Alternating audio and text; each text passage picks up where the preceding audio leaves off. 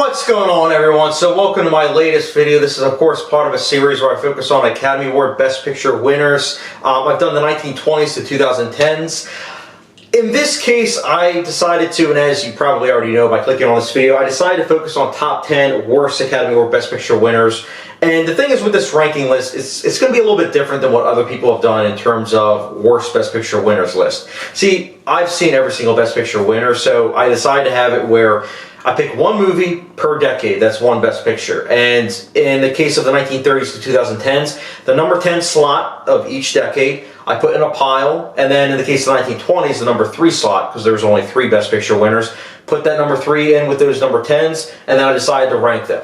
Now, with how I rank them, it turns out it's perfect because there have been 10 decades of Academy Award Best Picture winners. So I have it where the number 10 slot is the best one of the lot, and then number 1 is the worst. So you're going to see for myself, it gradually go down in quality, you know, in terms of like the movies from my viewpoint. So the number 1 is actually going to be the worst one, while the number 10 is going to be the best of these 10 that in my eyes are, you know, the worst Best Picture winners. So guys, enough exposition though. If you guys have any questions, you can ask them in the comment section below, but let's get to it. So, kicking things off with my number 10 is Patton, which the only reason why Patton is on here is because, in my eyes, the 1970s was a great decade for Best Picture winners, and it just so happened that Patton was the one I liked the least. This is a fine film, but in terms of the 1970s winners, it's the worst one.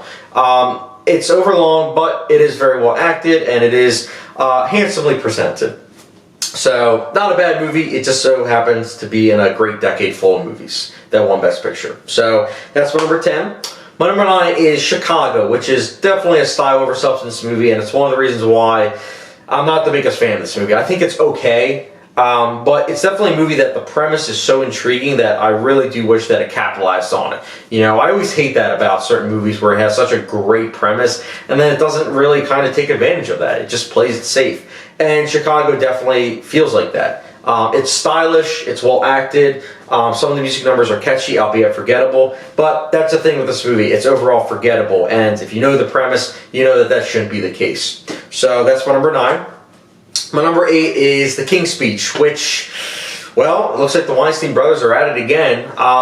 Chicago and King's Speech were both made by the Weinstein brothers, and King's Speech is kind of similar to Chicago, honestly, where, you know, it's got a great premise, it's based on a true story, it's a fascinating story, but it's played so safely, it's directed so safely by Tom Hooper, unfortunately. And yes, it's well acted, yes, it looks fine, and yes, it's got a great production design and costume design, but it's a movie that I wish took more risks. I wish that it flowed better. I wish that it's a movie that I could say, yes, it's going to hold up better in terms of rewatchability, but it doesn't.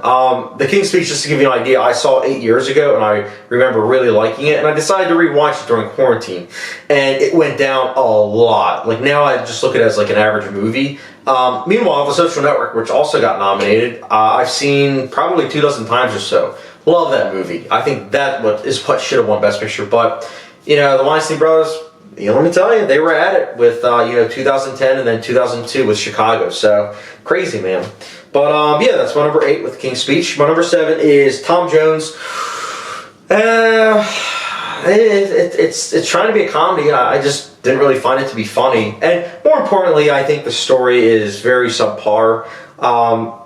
It looks fine, for sure. It looks pretty good, especially considering it's a comedy, and comedies usually don't care about in terms of what the movie looks like. But I do think that it's a fine-looking movie for the most part. And it does seem like it's very detail-oriented in terms of like the period. But I just didn't really care for this movie. I gave it like a 3 out of 5, but I would probably give it lower if I were to rewatch it now, like, you know, after a couple of years. Because I saw it, I believe it was 2018, and I just wasn't a big fan of this movie. That's why it's my number 7. My number 6 is Going My Way, which, I don't know, man. Bing Crosby, I've never really been a big fan of his, and I guess, like, the fact that this movie is pretty much, you know, focusing a lot on him, because, you know, obviously he's the lead character. I don't know. That compared with also the fact that this is a early time movie. I mean, this was the winner, I believe it was 1930s. Let me double check. It won in 1944. Whoops, I was wrong with that one.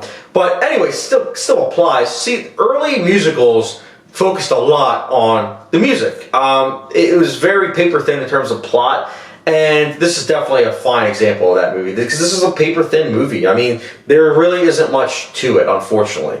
I think it's a movie that definitely could have been a lot better. I would honestly be fine with a remake. You know, I'm usually iffy about remakes, but I'd be fine with a remake about this movie, because I do think the idea behind the movie is good. It just kind of gets too caught up on the musical numbers, I think. And I'm saying that as someone that, again, I do enjoy a good musical.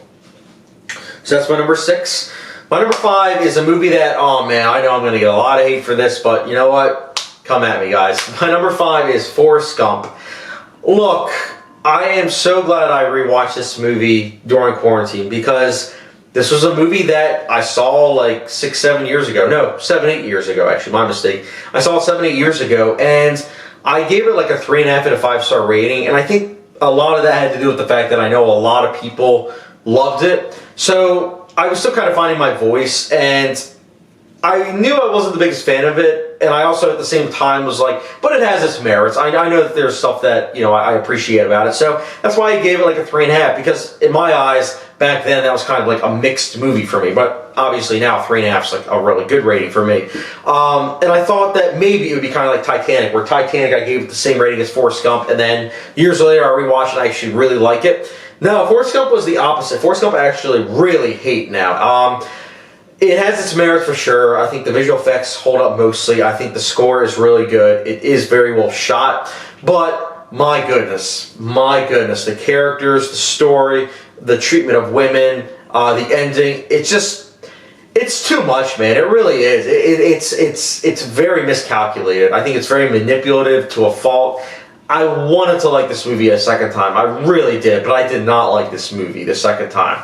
I'm probably never going to revisit this movie, because it really left a bad taste in my mouth this second time that I viewed it. I still can't believe it won Best Picture over Pulp Fiction and Shawshank Redemption. Like, come on. But that's my number 5. My number 4 is Out of Africa, which actually one of my subscribers messaged me on Instagram a couple months ago and asked me like my thoughts on this, and I was like, man, it's dull. It's really dull. I just remember it being beautiful, you know, in terms of like the cinematography, but that's about it. I remember it just feeling very long. Like, it's a 2-hour and 40-minute movie, but it feels like it's 4 hours long. Like, if you think The English Patient felt long, my goodness, try watching Out of Africa. I wanted to like this. I like Meryl Streep. I like Robert Redford, but alas, here we are. It's number 4. Number 3 is Grand Hotel, which this was, I believe, a 1932 Best Picture winner. Yep. 1932 Best Picture winner. Grand Hotel, it feels like a vignette of all these different characters, like movie stars of their generation, coming together and just casually talking in a hotel. And I don't know, like, part of me is kind of like, okay, that's kind of cool, the fact that, you know, they just decided to do that. But at the same time, there's not much to it. It's very dull. I think the biggest takeaway that I got from this movie is that, wow, who would have thought that you can make a movie that has like no real merits whatsoever? I guess the acting's fine, but that's really about it that I can say honestly. Yeah, I don't like this movie. I really didn't. Not many people have seen it, so if you have seen it, I'm curious to hear your guys' thoughts down below on what you thought about it. But yeah, that's my number 3, Grand Hotel. We're getting close, guys. My number 2 is the Broadway Melody. So, look, just like Going My Way, this is another movie that is a prime example of, you know, in the heyday of, you know, when movies first came out, especially when movies first started being talkies, they really tried to take advantage of that, where it's like musical number, character, story, you know, technical aspects, take a back seat, focus on the musical numbers. And even the musical numbers in this just are very, like, blandly staged, I want to put it. There's not much that occurs in this movie, and the musical numbers that do occur are just falling flat, unfortunately. I know a lot of people that like this online. I do. I believe it's in actually my 101 movies to watch book, the book that I got, you know, 7, 8 years ago that, you know, really helped me become a movie buff. It's in there, I believe, but I really did not like this movie. I thought that this movie was very disappointing, and that's why it is my number 2. Alright guys, my number 1. Yeah, you know, I know a lot of people's number one would be Crash, but I think that movie's solid for what it is. No, my number one is the movie that I absolutely hate this movie. My number one is The Greatest Show on Earth. No, it is not the greatest show on earth. This is more like one of the worst shows on earth. Let me tell you something. You know, as I've already mentioned, some of these other movies focus on musical numbers first and foremost, and that's it. The Greatest Show on Earth focuses literally just people going around in a circle, and the melodrama that's in that circle as well.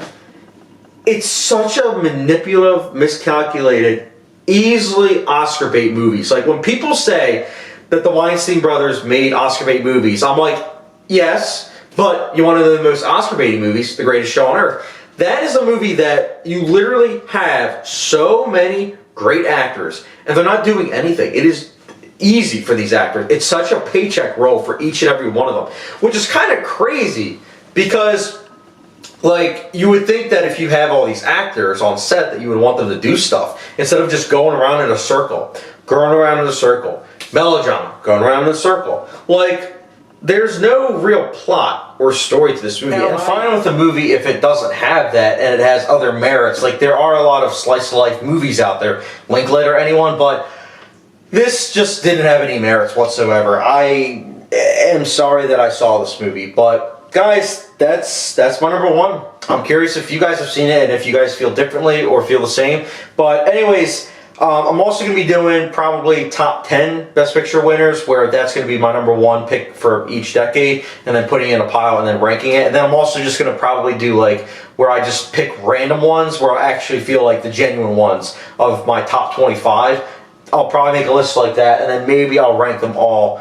Not sure just yet. But anyways, guys, thank you very much for watching. I really appreciate it. I want to hear your guys' top 10 worst Best Picture winners in the comment section below. And as always, thank you very much for watching with the subscription, notification bell, and I'll catch you guys later.